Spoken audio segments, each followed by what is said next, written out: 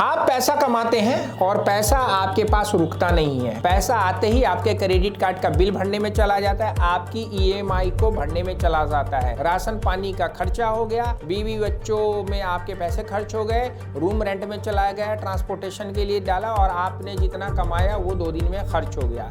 तो दोस्तों, बचत नाम की जो चीज़ आपकी ज़िंदगी को आसान बना सकती है, आपने बचत करना छोड़ दिया।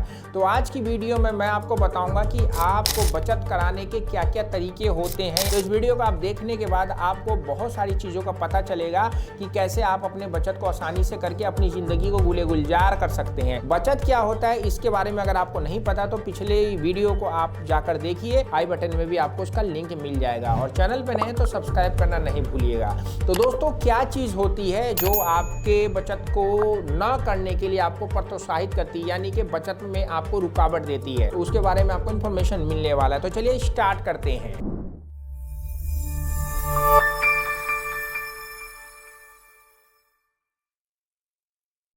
दोस्तों, स्वागत है आपका आज की एक नई वीडियो में।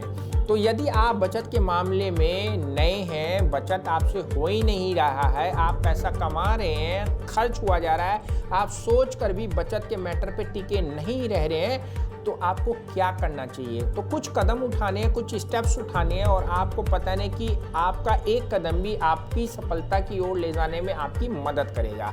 तो सबसे पहला जो दोस्तों कदम है वो क्या है? तो पॉइंट नंबर 1 है दोस्तों, अपने क्रेडिट कार्ड का उपयोग सीमित करें। जी हाँ दोस्तों, लिख लीजिए। क्रेडिट कार्ड से कुछ समय के लिए आपको राहत मिलती है, आपको परचेजिंग करने का एक पावर मिल जाता है, आपको बिना ब्याज का सामान खरीदने का मौका मिल जाता है, आपको गली मोहल्ले में क्रेडिट कार्ड को यूज करवाने के लिए लोग खड़े रहते हैं, सोशल मीडिया फेसबुक पे यूट्यूब पे आपको मोटिवेट करता है कि एक के साथ 4 फ्री हैं। तो आपको क्या करना है? उन सारी चीज़ों को इग्नोर करते हुए आपको अपने क्रेडिट कार्ड से केवल उन चीज़ों पर ही पैसा खर्च करना है जो आपके लिए बहुत ज़रूरी है और जिस पे आपको कुछ अच्छा रिवॉर्ड पॉइंट मिल जाए। बिना सोचे समझे किसी भी परचेजिंग को अगर आप क्रेडिट कार्ड से करते हैं तो आप अपने पैर पे खुद कुल्हाड़ी मार रहे हैं। यह आपको कर्ज के जाल में फंसाने के लिए एक सगल बुना जाता है। सरकार भी चाहती है कि आप कर्ज के जाल में फंसे। तो क्रेडिट कार्ड आपको सोच समझ करके चलाना है और आपको ये सुनिश्चित करते हुए चलाना है कि भाई मैं इसका पेमेंट जैसे ही बिल आएगा मैं पेमेंट कर दूंगा, ईएमआई पे इसको मैं नहीं कन्वर्ट करूंगा। क्योंकि क्रेडिट कार्ड के बिल में तो साफ लिखा रहता है कि आपका 1 लाख का अमाउंट है, 5,000 पे कर दो, 95,000 अगले महीने आप पे कर देना। तो क्या वो 95,000 फ्री का होता? नहीं दोस्तों, उस पर लगता है 4 से 5% का rate of interest per month का। तो दोस्तों, दूसरा तरीका है आपको अपने बचत को मजबूत करने का और इन बात पर ध्यान रखने का कि अपने खर्चों पर नज़र रखें। अगर आपको नियमित रूप से बचत करना मुश्किल लगता है तो आपको अपने मासिक खर्च का रिकॉर्ड रखना है, उसका हिसाब रखने का पूरा कोशिश करना है। आप 1 रुपये खर्च करो, चाहे 5 रुपये खर्च करो, चाहे 50,000 रुपये खर्च करो, जैसी आमदनी लोगों का वैसा खर्च। लेकिन आपको केवल इतना करना है कि आप जो भी खर्च कर रहे हैं भाई उसको लिखो और महीने के अंत तक आप उस पर नज़र रखो। इससे आपको यह स्पष्ट रूप से पता चल जाएगा कि आप कहाँ खर्चा करते हैं।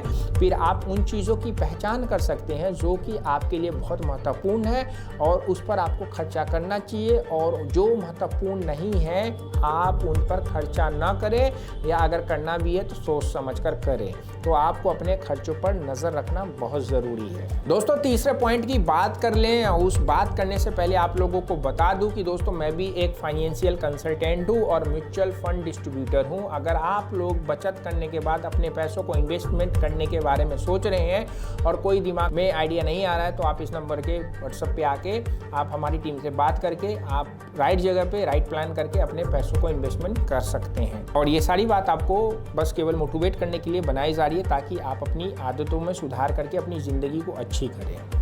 तो दोस्तों, अगले पॉइंट की अगर हम बात करें, बचत के लिए बजट बनाएं। अजीब सी बात लगी ना कि भाई बचत के लिए कैसे बजट बनाया जाता है? तो दोस्तों, यहाँ हर महीने के लिए बजट बनाने में मदद करता है। आप बचत को लक्षित करने और खर्च की सीमा निर्धारित करने के लिए महीने की शुरुआत में एक योजना बना लें। इससे आप महत्वपूर्ण चीज़ों पर ध्यान केंद्रित करके आप खर्चा करेंगे और ज़्यादा खर्च करने की संभावना जो होगी वो कम हो जाएगी और आप योजना के अनुसार बचत कर सकते हैं। कहावत है कि आपकी इनकम आते ही पहले सेविंग करें 20% तक और उसके बाद आप खर्च करें। अगर आप ये करेंगे तो आपकी ज़िंदगी अच्छी ही होगी। तो दोस्तों अगला पॉइंट की हम बात कर लें उससे पहले आप लोगों से रिक्वेस्ट करूंगा, चैनल पर नए सब्सक्राइब करिए, वीडियो को फेसबुक पे देख रहे हैं तो फॉलो करना नहीं भूलिएगा। हमारी वेबसाइट है www.moneykipathshala.com, विजिट करिएगा।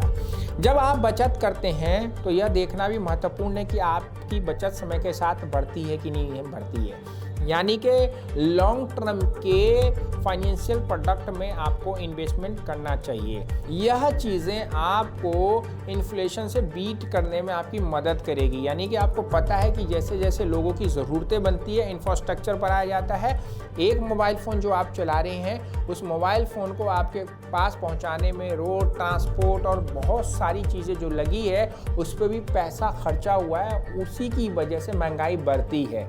तो दोस्तों चीज़ों को बनाने में सरकार पैसा कहाँ से लाए, तो आप लोगों के लिए इन्फ्लेशन का जो एक सेट किया गया नंबर है जैसे 7% का है तो आपकी इनकम आपको 7% से ऊपर ही होनी चाहिए। अगर उससे कम की होगी तो आपका पैसा समझ लिए आपके लॉकर में पड़े पड़े ही ख़त्म हो जाएगा।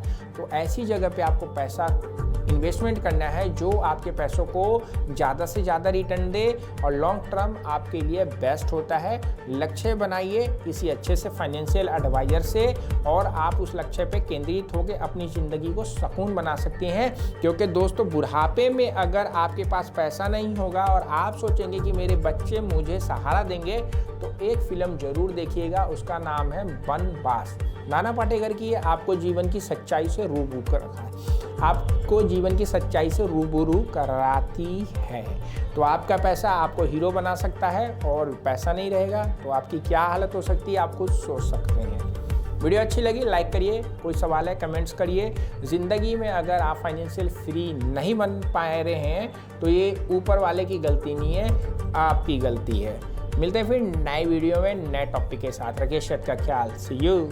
I don't ever slow up, no I don't take shit. I got no love for the fakeness. If you wanna play tough and wanna hate this, I'll always show up.